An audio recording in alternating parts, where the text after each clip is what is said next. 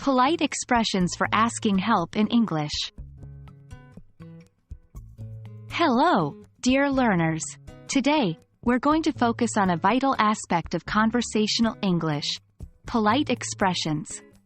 Specifically, we'll be discussing the phrases you can use when you are lost and need to ask for directions. Using these polite expressions not only shows respect, but also makes it more likely that people will be willing to help you. Let's dive right in.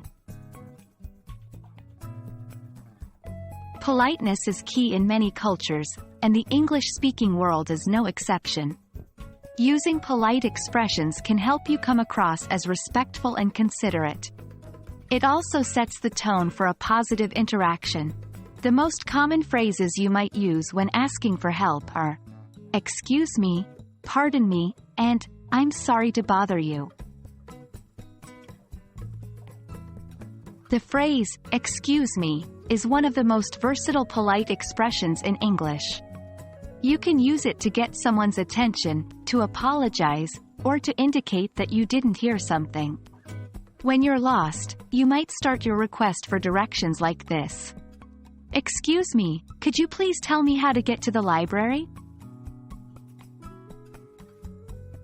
"Pardon me" is another useful phrase.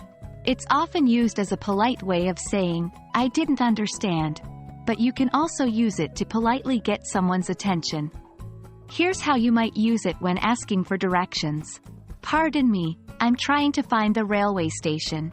Could you point me in the right direction?" Finally, "I'm sorry to bother you," is a great way to acknowledge that you're interrupting someone, but you need their help. It's slightly more formal, and demonstrates a high level of politeness. Here's an example. "I'm sorry to bother you, but I'm a bit lost. Could you help me find the city park?" Remember, you can also combine these expressions to make your request even more polite, especially if the person seems busy or important. For example, "Excuse me, I'm sorry to bother you, but could you help me find the nearest bus stop?"